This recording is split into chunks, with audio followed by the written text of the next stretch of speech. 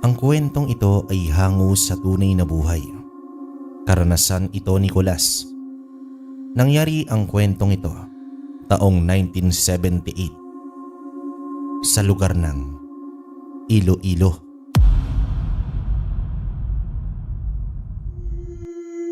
Pamilyar ba kayo sa langis ng niyog?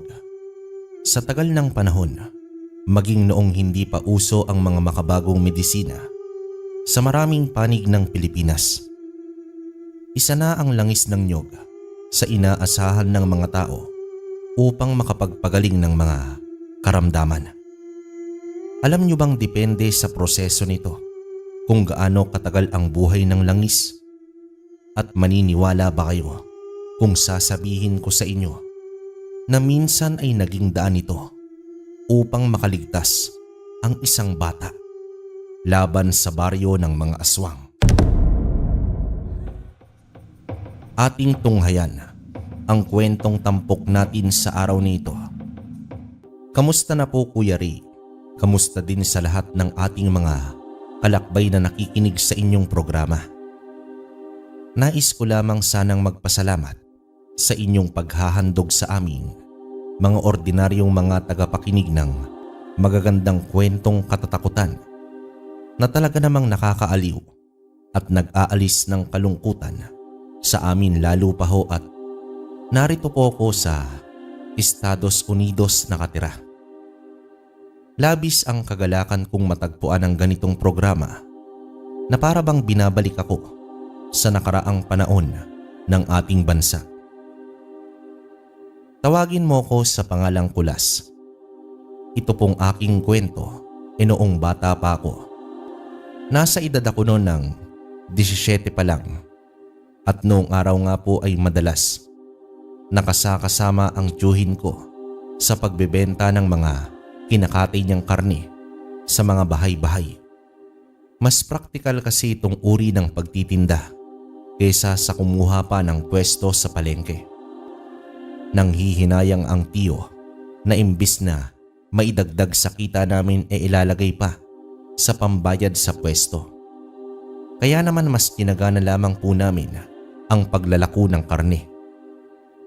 Hindi biro ang maglako ng karne, kalakbay. Kailangan mabilisan po itong mapaubos nang sa gayon ay sariwa itong makonsumo ng aming mga suki. Hindi po kami nagtitinda sa baryo namin. Gawa ng asawa ni Tio Jerome. Ang tiyahin kong nagtitinda doon. Sa madaling sabi po yung 2 baryong kalapit namin ang pinagtitindahan namin ng tiyuhin ko. Gamit naman ang aming lumang pedicab na binuo-buo lamang ng aking tiyuhin mula naman sa mga iba't ibang parte na nabibili niya sa tambakan.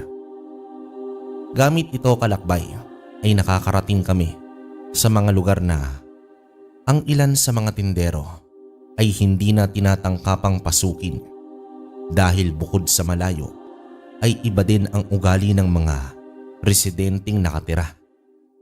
Pero para kasi kay Tio, hanggat may tao ay mabenta, kaya naman wala po kaming pinapaligtas sa mga maaari naming mapagtindahan. Tio, medyo madami-dami po yata ang paninda natin ngayon. Sa parehong ruta po ba ang tungo natin? Bakit di po tayo sumubok doon sa may baryo sa kabilang bundok? Yung malapit po sa may ilog? Parang mas madami po kasi ang mga tao doon. Baka naman doon ay swertein tayong mapaubos itong mga paninda natin. Ano po ba ang sa tingin mo, Tito Ikong? Kalakbay, ito pong tiyo ko, nakikinig naman sa akin paminsan-minsan. Matagal na din po kasi kaming magkasama sa pagtitinda. Simula po nang mawala ang mga magulang ko at iwan ako ng kuya ko nitong sa bahay namin at hindi na bumalik. Itong sila Tio Jerome o mas kilala sa tawag na Ikong sa aming lugar, ang tumayong magulang ko. Katuwang ng kanyang may bahay sinisikap namin matupad yung pangarap ng tiyo na magkaroon na ng sariling babuyan at tindahan ng karne sa aming baryo. Doon pa din naman po ko tumitira sa bahay namin, pero kumakain po ko umaga, tanghali at gabi sa bahay nila Tiyo. Sa kwento ko po kasing ito hinahango pa lamang ng Tiyo ang mga paninda namin. Bumibili siya ng paisa-isa lang na buhay na baboy at pagkatapos kami na ang nagkakatay. Sa ganitong paraan ay mas mura naming nakukuha ang baboy at napapakinabangan pa po namin itong mga laman loob nito. Pero mahigpit ang Tiyo ko na ang dugo ng hayop diretso sa lupa. Bawal namin itong gamitin panluto. Kahit nga may mga nag-aabang para bilhin ito, hindi po pumapayag ang Tiyo ko. Hindi ko naman alam ang dahilan, pero ito ang patakaran niya. Alam mo, Kulas pamangkin, medyo malaki kasi yung nabili nating baboy Pero tiyak ko namang maayos ang karne nito at tamang-tamang gulang lamang. Subukan natin muna sa mga suki natin. At yung matitira, kung meron man dalhin natin dyan sa sinasabi mong baryo. Malay natin, di ba? Naroon pala yung mga matatakaw sa karning baboy at magkakaroon tayo ng malakas na suki. Pero hanggat maaari gusto kong dito lang tayo sa mga karatig baryo. Bukod sa mahirap nang dalhin ang pedicab natin doon, aabutin tayo ng gabi sa pag-uwi. Teka, bago ko nga pala makalimutan, Kulas. Yung mga kutsilyo natin at tubo, huwag mong kakaligtang ikarga sa pedicab. Alam mo naman, di ba? Minsan naliligaw ang mga tulisan sa daan. Baka lang maabangan tayo. Kapag nakuha sa atin ng mga paninda natin, medyo mahirapan tayong bumawi niyan. At saka yung kwintas ng tatay mo, maswerte yun sa atin. Kaya wag na wag mong kakalimutang isuot yun. Sige na, mag-ayos ka na. Pupuntahan ko lamang ang tiyahin mo at nagluto daw siya ng baon nating chicharon bulaklak. Masarap yun sa suka at maraming kanin. Sa kabila ng pagiging tendero namin ng karne, bihira lang kaming kumain ito dahil nga sa nanghihinayang kaming pareho ng Tiyo ko. Kaya nga nagkakasya kami sa mga isaw at ano pang laman loob ng baboy na mura lamang at mahina ang benta. Kagaya na lamang ng chicharon bulaklak, na luto ng tiya at adobong isaw ng baboy. Yun po ang pinakamasarap na natitikman namin. Lalo pa kapag nagtitinda kami, walang palya ang tiya sa paghahanda nito sa amin ni Tiyo. Nang may ayos na namin ang lahat ng kailangan namin para naman sa pagtitinda, naglalakad lamang ako at nakaalalay sa pagtulak ng pedicab. Hindi naman kasi maaaring pareho kaming nakasakay ng tito ko. Gawa ng hindi naman kakayanin nitong pedicab kung dadagdag pa ako. Pero kapag naman nabawasan na ang paninda, sumasakay naman ako para sa mas mabilis na biyahe. Palagi itong pagtapos ng unang baryong pinaglalakuan namin. Kulas, ang mabuti pa siguro ay kumain na muna tayo dyan sa may puno. Nagugutom na din kasi ako. Total naman nangangalahati na din naman tayo sa benta. Mamaya bago magtanghali, tiyak na ubos na yan. Kaya magpahinga na muna tayo. Masakit na din kasi ang binti ko Mabuti pa nga po, Tiyo Ikong. Ako din ang sakit na po ng paa at nasikmura ko Mainit na tubig lang ang nilaman natin sa tiyan kanina. Madalas bandang tanghali talaga, napapaubos na namin ang paninda. Kaya naman mga bandang 3:00, dapat nasa bahay na kami. Ang kaso nga lang ng araw na yon, sa hindi namin inaasahang pagkakataon, nang matapos kaming mananghalian, ay inabot kami ng ulan noong papalabas na kami sa ikalawang baryo. Dahil nga sa halos walang kabahayan doon sa daan at hindi naman maaaring suungin namin ang ulan, gamit itong kutsilyo ko ay gumawa kami ng maliit na silungan sa may puno ng mangga sa gilid ng daanan. Medyo may mga nakaharang na matataas na pawid kaya naman hindi kami gaanong nakikita kung sakali mang may mga dadaan. Hindi na kami nag-abala pang tabasan ito, gawa nga ng ang mahalaga lamang sa amin makasilong laban sa ulan. Panay dahon na nga din ng saging ang nakapatong dito sa mga paninda naming karne. Nasa tansya ko ay nasa 15 kilo na lamang. Ito na yung tubo namin na kailangan naming maibenta sa araw na yon. Kulas, huwag ka munang maingay. May mga paparating. Yung pedicab, takpan mo muna ng mga dahon, madali ka. Huwag naman sana pero may kutob akong mga tulisan ng paparating. Hindi nila tayo pa pwedeng makita dito. Tiyo, anong gagawin natin? Paano kapag dito po sila nagtungo? Tumakbo na lang po tayo sa may kakahuyan. Umikot tayo sa gubat pabalik sa bayan. Tiyo, kikitain pa naman natin yung karne. Pero kapag namatay po tayo wala nang bawian yun. Sa mga tagpong ito ay pilit ko nang kinukumbinsi ang tiyo. Ang kaso nga lang ay nagmamatigas siya at ayaw niya pang iwan itong pedicab at karne. Isa pa, kapag tumakbo daw kami ay mas malalantad lamang kami sa mga paparating, kaya naman nang matakpan namin ang mga dahon nitong sasakyan namin, doon na din kami nagkubli sa ilalim nito. Habang naririnig namin nagtatawanan itong mga taong naglalakad, maingat lamang po kami at alam naming bibihira ang mga taong nagagawi sa kalsada at sa lugar na yon. Dagdag pa na sobrang lakas ng ulan ng mga oras na yon. Pasado 3:00 na din ito at sobrang dilim na ng kalangitan. Mga kasama, sigurado ba kayo sa mga sinabi nyo na dito nagtungo yung magtiyong magkakarne? Kanina pa tayong naglalakad pero wala naman tayong nasa lubong pang ni aso man lang. Sobrang gutom na ako. Kung hindi ko makukuha ang mga karneng inilalako nila, sila na mismo ang kakainin ko. Labis na ang pagtitimpi ko sa hindi pagkain ng karne dahil sa kahibangan ng mga matatandang aswang sa baryo natin. Naiibang na sila para utusan tayong huwag kumain ng karne ng tao. Kaya ngayong wala na sila sa baryo natin, wala nang magbabawal sa atin. Kaya talasan yung mabuti ang mga pang-amoy nyo. Nagulat naman ako sa mga narinig ko. Hindi mga ordinaryong tao ang nasa kalsada. Walang dudang mga aswang ang mga ito. At natitiyak ko din na ang mga pinag-uusapan nilang tindero ng karne ay kami at wala nang iba. Kami lamang ang nagtitinda ng karne at naglalako doon. Kita ko naman itong si Tiyo na labis ang pagkayuko sa kanyang pinagkakataguan. Kapareho ko na kabado na din sa mga oras na yon. Hindi ko naman alam, kalakbay, kung swerte bang matatawag itong pag-ulan. Kasi kung hindi sana umulan, tiyak na makakasalubong namin itong mga aswang. At ayoko na isipin kung ano ang maaaring mangyari sa amin.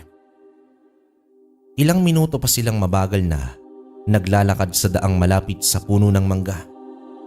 Minuto na parang sa akin ilang oras na.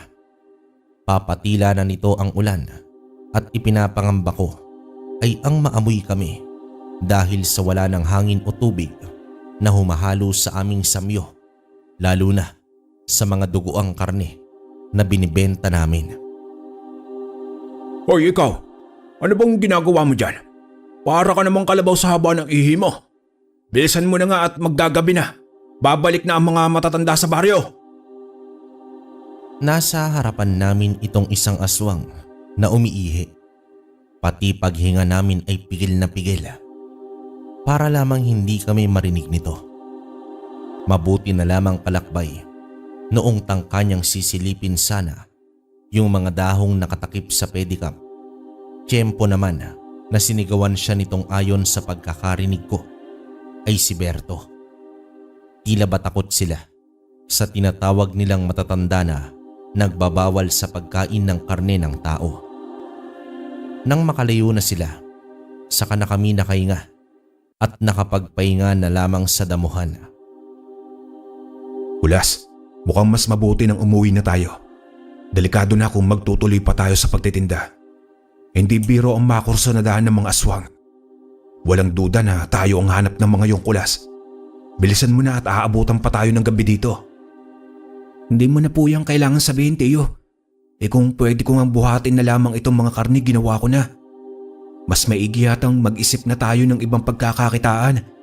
Mukhang matagal-tagal tayong hindi makakapagtinda dito. Sabi po kasi sa akin nung albularyong nanghilot sa kaibigan ko noong maengkanto siya, kapag aswang daw ang nangorsunada, hindi po daw yan tumitigil hanggat buhay ang gusto nilang ponteryahin. Hindi daw kasi marunong tumanggap ng pagkatalo ang mga aswang.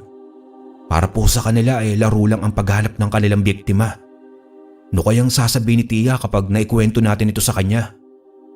Nako, Kulas, wag mo nang tangkain pang sabihin sa kanya at baka mag-umpisa namang atakihin ng hikayan. Kilala mo naman ang Tia mo kapag nasosobrahan sa pag-aalala at nervyos, di ba?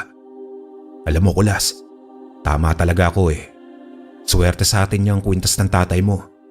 Palagi tayong inililigtas sa kapahamakan. Ilang beses na ba?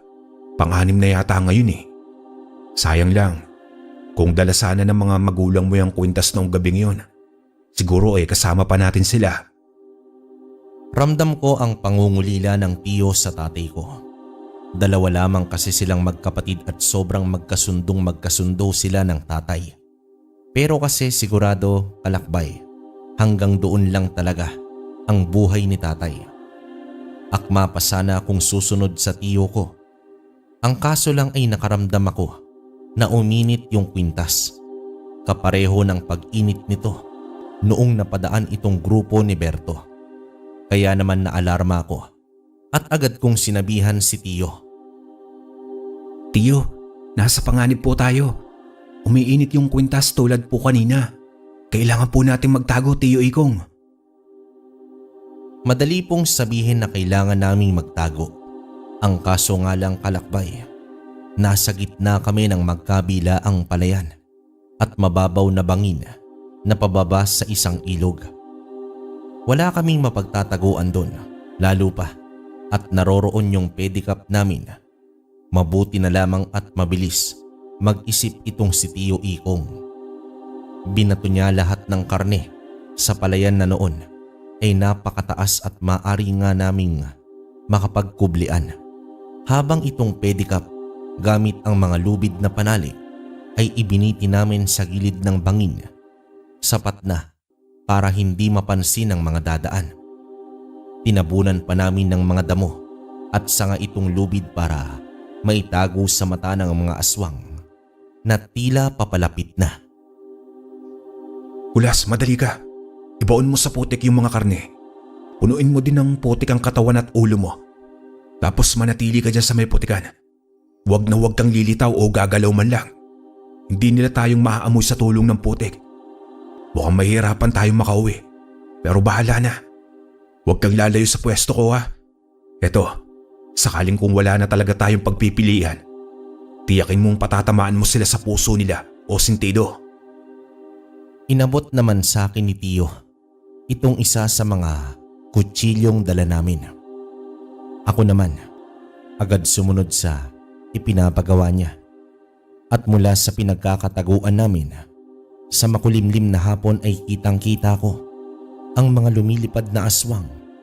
May mga bitbit itong mga bata at ilang matatanda na mga wala ng malay. Hindi ko naman alam nun, Kalakbay, kung patay ba o hinimatay lamang iyon.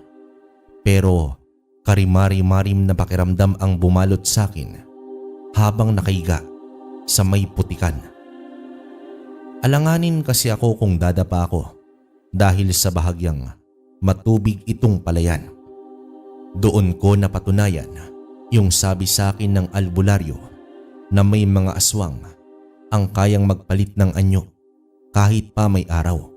Basta walang taong nakakakita. Maggagabi na at panaka-naka pa din ang mga pagaspas sa daan, kaya naman hindi namin magawang makatakas doon o bumangon man lang.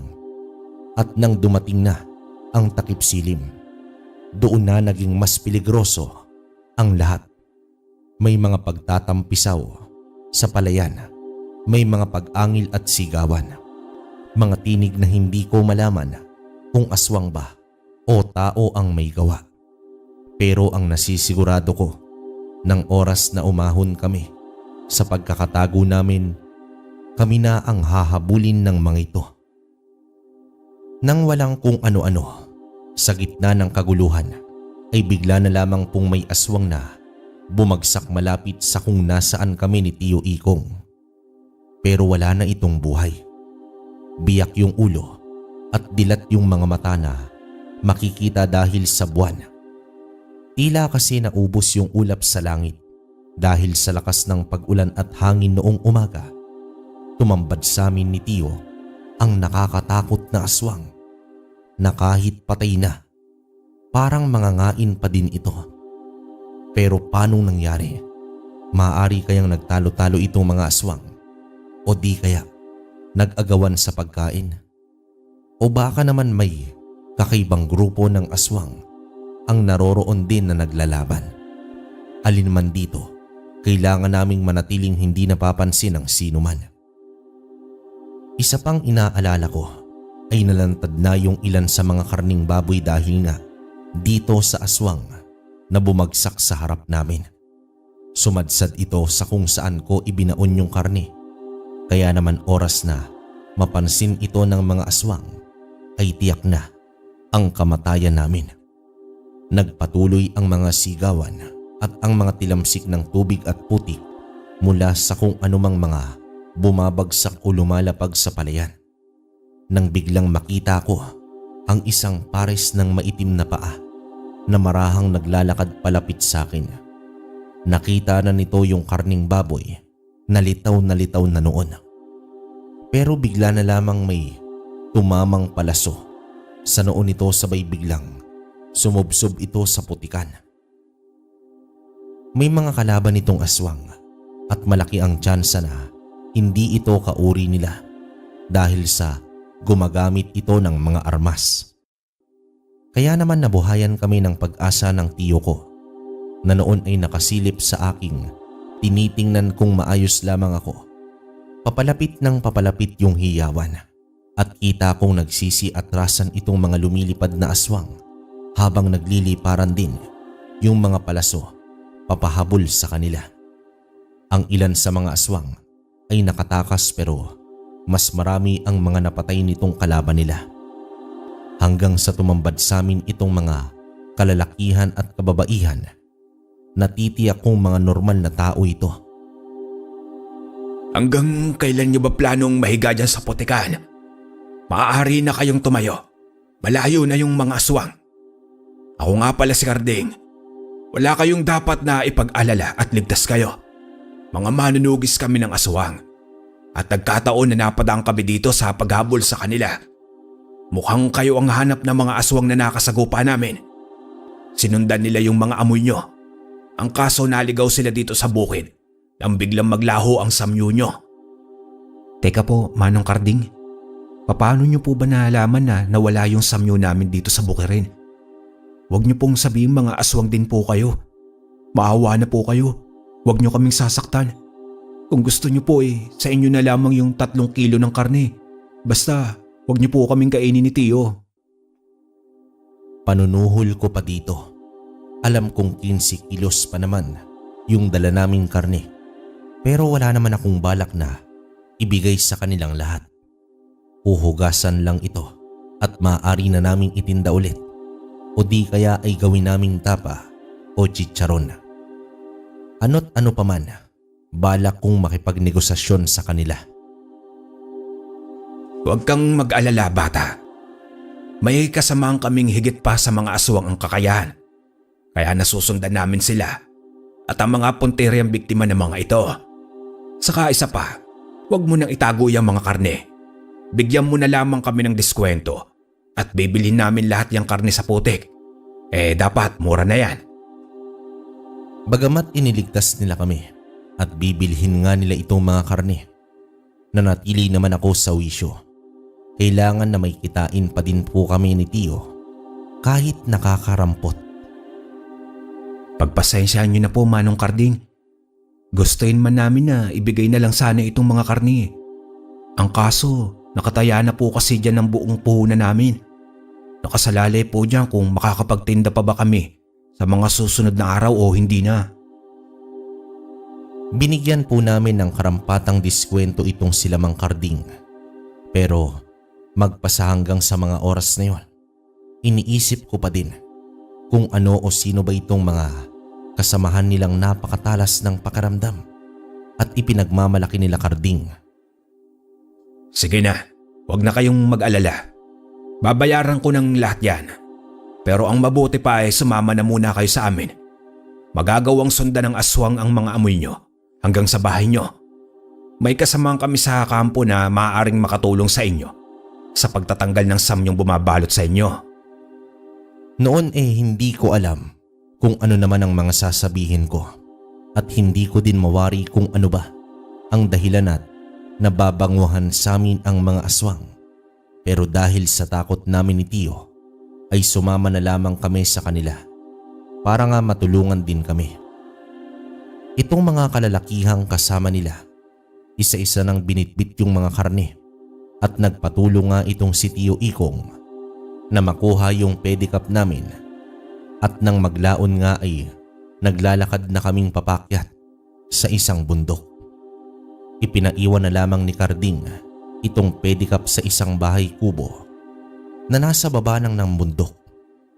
Wala namang tao doon kalakbay pero ligtas daw doon yung pinaka mamahal naming pedicab nang dahil sa balot umano yun ng mga buhay na salita na nagsisilbing pananggalang ng kubo laban sa mga nilalang ng dilim. Sakali daw kasing maalanganin sila, naglagay sila ng iilang kubo na mapagtataguan sa iba't ibang lugar. Nakatago umano ito sa paningin ng mga aswang at tanging ang mga purong tao at mga nilalang na nagtataglay ng pinakamatataas na uri ng karunungan ang makakakita nito. Dati inisip kong imposible talaga ang mga ganito at tanging mga panggagamot lamang ang kaya ng mga albularyo. Ang kaso, sa mga nakita kong pakikipaglaban nitong sila Karding, tila ba na iba yung pananaw ko sa mga antingero at albularyo. Gamit ang mga armas nilang balot ng mga orasyon at ang mga inkantasyong nagpapabisa dito laban sa aswang, tila ba wala silang aswang na kinakatakutan. Tio Ikong, paano po yan? Tiyak na mag-aalala ang tiya sa atin. Baka naman matuluyan na yung atake ng hika niya. Malabo po na makabalik tayo sa baryo natin sa gabing ito.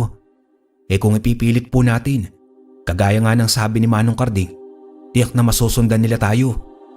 Kung tama ang hinala ko bukas na tayo ng umaga papayagang makauwi ng mga yan. Sana lang po talaga maayos ang kalagayan ni Tia. Sa kabila ng mga pinagdaanan namin, itong si Tia talaga ang numero 1 naming pinag-aalala. Gawa nga ng mag-isa lamang ito sa bahay nila. Wala pa kasing anak itong sila Tio. Pero tinitingnan ko naman si Tio at tila ba umaasa na lamang siyang ligtas ang asawa niya. Wala din naman siyang magagawa kahit na magwala siya doon dahil sa baka madami lamang si Tia sa mga pagsugod ng aswang. Isang gabi lang naman, Kulas. Isang gabi lang. Kakayanin niya ng tiya mo. At pagbalik natin doon, magbabagong buhay na tayo. Iba ng negosyo ang gagawin natin. At ayoko nang muli pang masadlak sa ganitong aberya.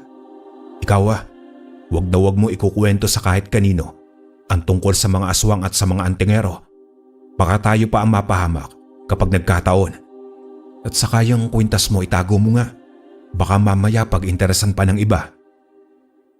Ayon pa dito sa tiyo ko na kahit na daw iniligtas kami nila Karding ay wag na wag akong magtitiwala ng lubusan dahil nga sa papaano kung nililinlang lamang kami ng mga ito at kapag naging kampante na kami saka lamang sila aatake sa aming dalawa. Patuloy lang kami sa pagmamasid kahit na nagkakasiyahan na ang mga taong naroroon. Pamangkin, huwag na huwag kang matutulog. Oras na makita mo kung napapikit, gisingin mo agad ako. Ganon din ang gagawin ko sa'yo. Mahirap na. Baka kapag naidlip tayo may gawin sila sa atin. Malinaw ang utos ni Tio. Ganoon nga ang ginawa ko kalakbay dahil sa naisip ko na din ito. Alam kong nasa peligro pa din kami hanggat hindi pa naming nakakabalik sa aming bahay. Nang lapitan kami nitong si Carding at imbitahang saluhan sila sa pagsasaya nila. Oh, bakit nariyan lamang kayo sa may sulok? Ang mabuti pa ay doon na kayo at samahan nyo kami. Malamok dyan. Isa pa, paluto na din yung mga karneng binili namin sa inyo. Teka, eto nga palang bayad sa lahat ng yon. Madalas baboy ramo ang kinakain namin dito sa gubat. Pero gabi na din kasi at pagod na ang mga kasamaan ko. Pangiti-ngiti lamang si Tio sa mga sinasambit nitong si Carding. Habang ako naman, tinitingnan yung mga iniihaw nila. Natakam din kasi ako at naamoy ko yung bango. Kagaya nga ng sinabi ko sa inyo kanina, kahit tindero kami ng karne, halos hindi kami kumakain nito kasi nga sayang ng benta. Pero sa tagpong yun, 15 kilos na karne ang inihaw nila kasabay ng umuusok-usok pang kanin na nasa mahabang lamesa. Tiyo Ikong, baka maaari po tayong kumain man lang. Labis na po kasi ang pagkalam ng sikmura ko simula pa kanina. Naubos na po yata ang lakas ko sa nervyos Sige na po, Tiyo. O sige, Kulas. Kumain na din muna tayo. Wala tayong lakas sakaling magkahabulan na naman. Basta alam mo na ang gagawin. O Kulas, Ikong. Kumain lang kayo dyan ha. Marami itong karne at hindi namin to kayang ubusin. Hayaan nyo at bukas na bukas. Hihatid namin kayo sa baryo nyo. Sakto at may gagawin kami malapit sa baryo nyo. Unti-unti nakukuha naman ni Carding ang tiwala namin hanggang sa bigla na lamang matapos ang kainan. Dumating itong mga aswang na pinamumunuan ni Berto. Mabuti naman at tila busog na kayo mga hampas lupa. At talagang pinili yung pag-initan ng aming angkan. Akala nyo ba palalagpasin ng mga matatanda ang ginawa niyong pagharang sa mga kasama namin? Malas nyo lamang at may nakalusot sa amin.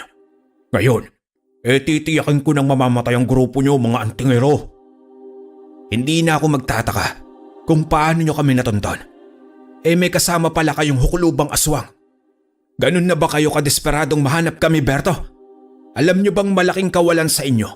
Oras na mapatay namin yung hukluban. Matapang na sambit naman dito ni Carding. Kagaya na ang sabi niya ay makikita ang kampo nila kung ang isang nilalang ay may mataas na uri ng karunungan. Kagaya na lamang nitong nasa harap namin. Isa umano ang hukluban sa may pinakamataas na karunungang itim. Kaya naman walang hirap dito ang burhin ang nailagay nilang harang na gawa ng mas mababang antas ng orasyon. Nag-umpisa na ang labanan nun, kalakbay. Mabangis ang mga aswang at dahil sa sorpresa ang pag-atake nila ay wala ang gamit ng karamihan. Kayong dalawa, sige na. Doon kayo sa likuran. Magtago kayo at hindi biro ang mga kaharap natin.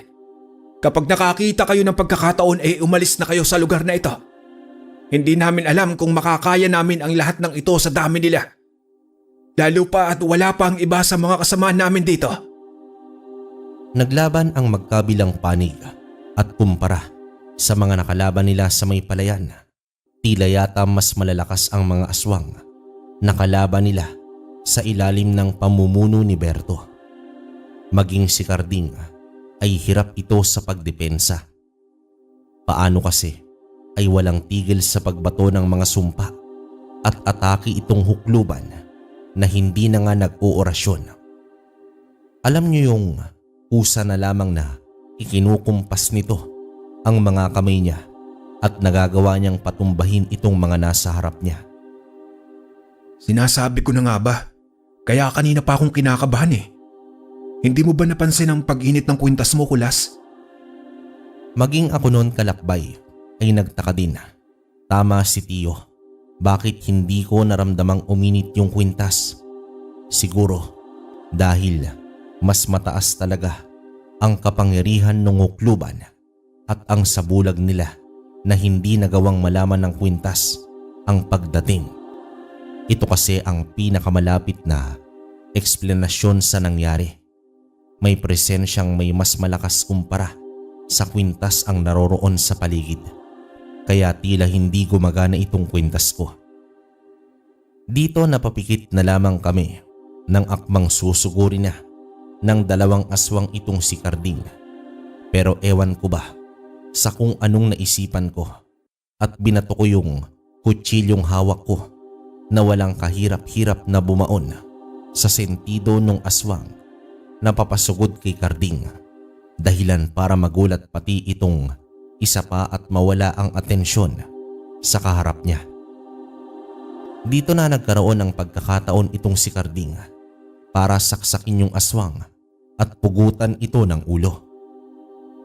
Ano ba, Kulas? Nasisiraan ka na ba? Bakit mo ginawa yun? Ayan tuloy sa atin na nakatingin yung hukuluban. Nako, pasaway ka din talaga eh. Mamamatay tayo dito sa kagagawan mo. Mukhang may mga ordinaryong tao pala ang naririto. Ikaw na ang bahala sa kanila, tanda. Huwag mong papatayin at iuuwi natin yan sa atin mamaya. Napaatras naman kami sa aming narinig. Mukha yatang balak pa kaming dalhin nitong mga aswang sa kuta nila para pagpiestahan. Papalapit ng papalapit itong hukluban habang kita kong isa-isang nanghihina ang mga antingero dahil sa lakas nitong mga aswang at sa kung anong orasyong nababalot ng halimaw dahilan para maging napakabibilis nila at sobrang malalakas. Nang walang kung ano-ano, noon akma na kaming tila lalapatan ng kung anong mahikang itim nitong hukluban. Natulalan lamang kami sa biglang pagkalaglag ng ulo nitong matanda at gumulong papalapit sa amin ni Tio Ikong. Doon ay nakita namin itong isang batang nakatayo. May hawak na kampilan at mabilis na nag-uusal ng mga orasyong inilalapat niya sa kanyang tangang sandata. Kasunod ay ang pag-atake niya sa mga aswang na naroroon ng walang pag-aalinlangan. Kalakbay, halos magkasing edad lang kami at kapareho ko lang ito ng laki. Yun nga lang, mas solido ang katawan niya. Mando, mabuti naman at umabot kayo. Yang hukluban lamang ang nagpapahirap sa amin. Pero ngayong wala na siya, tiyak nakatapusan na din ng mga aswang na ito. Pasensya ka na, Carding. Naharang kami ng mga matatandang aswang sa Karatig Baryo. Mukhang pinutol na nila ang kasunduan sa hindi pagkain ng tao. Kaya kinakailangan kong tapusin sila bago pa man makapag-ipon ng puwersa. Para akong nananaginip noon, Kalakbay, sa pinapanood naming laban. Kung kanina ay dehadong-dehado itong sila Carding. Nang mga sandaling iyon ay labis ang lakas nila at tila wala nang nagawa yung mga aswang. Bumagal yung pagkilos nila nang mapatay nitong si Batang Mando yung hukluban. Parang ang layo ng agwat ng kakayahan nitong bata kila Carding at maging kila Berto. Kaya naman nagtataka kami kung papaanong ang ganoong bata ay may labis na karunungan sa pakikipaglaban. Magkagayon pa man ay pasalamat pa din kami at nasalba kami sa kamatayan. Hindi! Bakit narito ka? Huwag mong sabihing napaslang mo na ang lahat ng matatandang aswang. Kahibangan nito, imposibleng matalo mo sila. Sila ang pinakamalakas sa aming angkan. Anong ginawa mo sa kanila? Huwag na kayong mangarap pang masakop ang bayang ito. Yung mga uugod-ugod na aswang na yun lamang ang pinakamalalakas nyo. Hindi uubra sa akin ang karunungan nila. Walang kayang bumasag ng proteksyon na tangan ko, Berto. Kaya manahimik ka na lamang at mamatay. Kagaya nga ng sinabi niya, nagawa niyang patayin itong si Berto sa pakikipaglaban.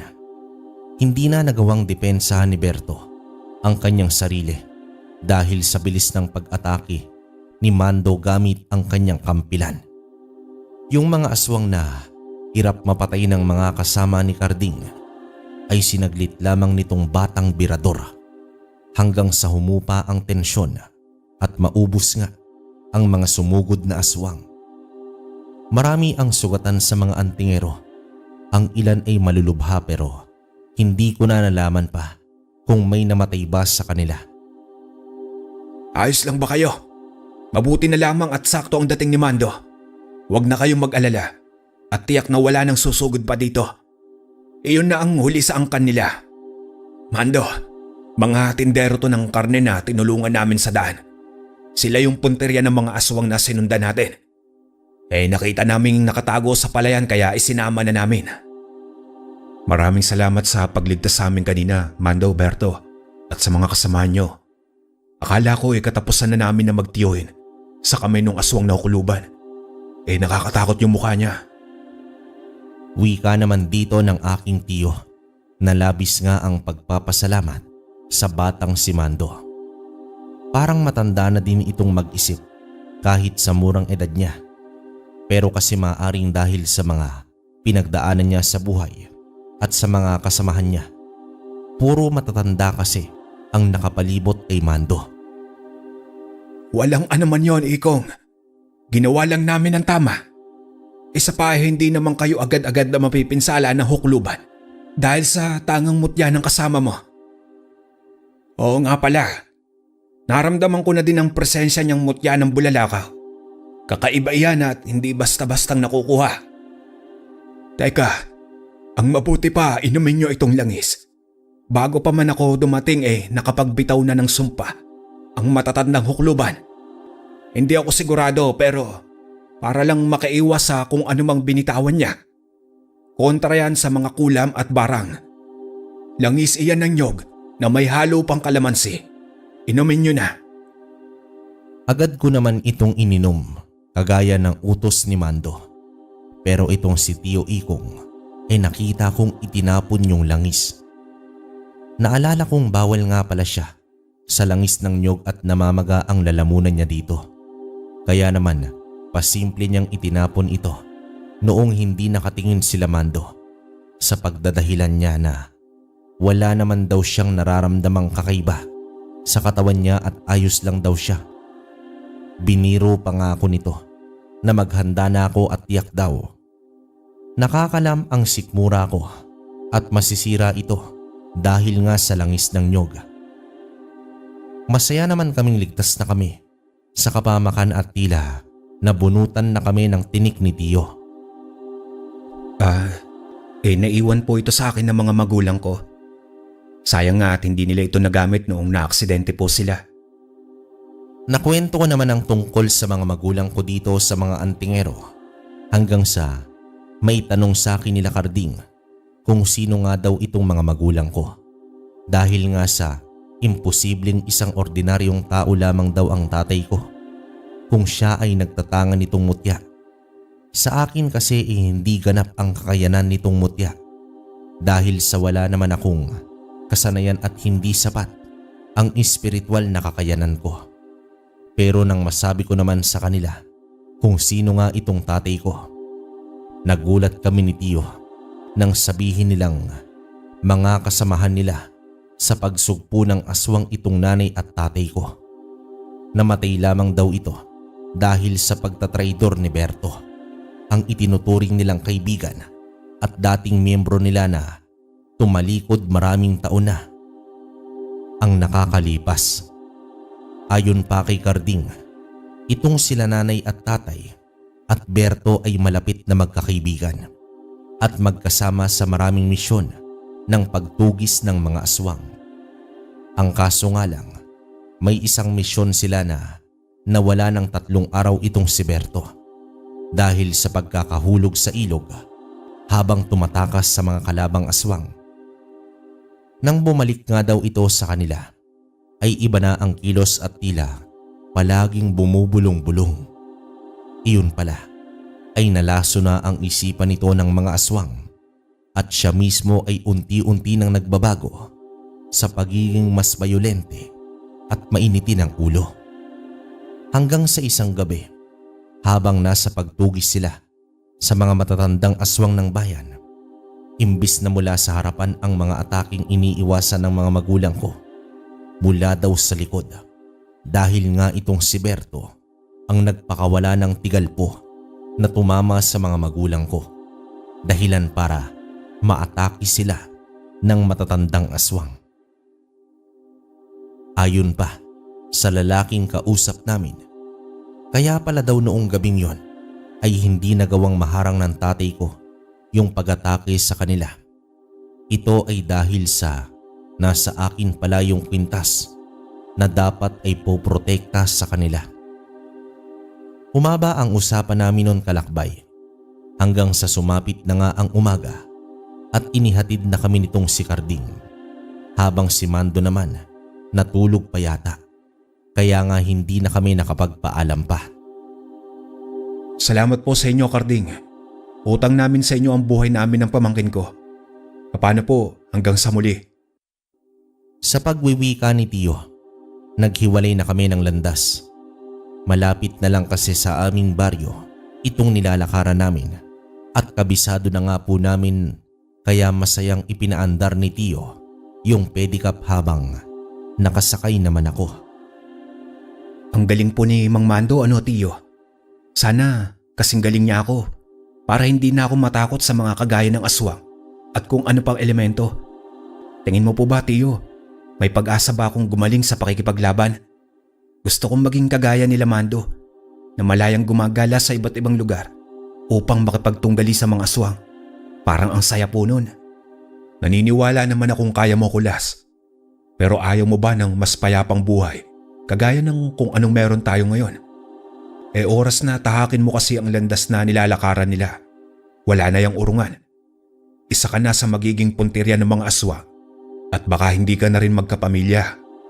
Ang mabuti pa, pamangkin, pag-isipan mo yung binabalak mo. Kahit hanggang sa matapos lang ang kaarawan ng tiya mo sa susunod na buwan. Kung gusto mo talagang sundan ang naumpisan ng mga magulang mo, hindi kita pipigilan. Naintindihan ko din naman ang tiyo ko dahil nga sa sila na lamang ang natitira kong pamilya at alam kong nag-aalala ito para sa akin. Kaya naman po nakinig ako sa kanya at pinag-isipan ko na muna kung tatanggapin ko yung alok sa akin ni Carding na magsanay kasama sila. Kalakbay, lumipas ang mga araw, linggo at buwan hanggang sa sumapit na nga ang kaarawan ni Tia. Naging maayos ang aming pagdiriwang at nabusog talaga ako sa mga luto niya at sa parehong araw ay nakita ko sila Carding na naroroon sa aming baryo. Pareho naman kaming kinabahan ni Tio dahil ibig sabihin nun ay naroon ang misyon nila at tila kinukutuban kami na may aswang na napadpad sa aming baryo. Nilapitan ito ni Tio habang nasa tindahan para imbitahan sa handaan. Pero ang alam ko, gusto lamang makibalita ng Tio Ikong ko kung ano ang dahilan ng kanilang pagtungo sa aming baryo. Pasensya na kayo, Ikong. Ang kaso noong huling misyon namin ay may nakatakas na 2 aswang at natitiyak naming dito magtutungo ang mga iyon para magtago. Ang problema lamang namin kaya magpalit ng itsura ng mga aswang na yon. Kaya mahirapan kaming mahanap sila. Lalo pa at nasa ibang probinsya si Mando. Nabahala naman kami, hindi para sa aming dalawa ni Tio, kundi dahil sa ipinagbubuntis ng tiyahin ko ang kanilang panganay. 4 na buwan ang tiyan nito at kung may banta ng aswang sa aming baryo, ay tiyak na siya ang unang pupuntiryahin at ang sanggol sa sinapupunan nito. Carding, ngayon namin na mas kailangan ng tulong niyo po. Buntis ang asawa ko. Delikado siya kung narito nga yung mga aswang. Maaari po kayong tumuloy muna sa bahay namin kung kailangan nyo ng matutuluyan. Kahit hanggang sa mahuli nyo itong 2 aswang. Hindi naman naging mahirap ang usapan nila ng Tio. Naroon ngang tumuloy muna si Carding at ang isa pa nitong kasama sa bahay nila Tio. Habang ako naman mag-isa lamang sa bahay. Kagaya ng dati. Pero naghanda din ako ng mga armas sakaling aswangin nga itong si Tia. Para naman ako nung gwardiya na gising sa gabi para magmanman.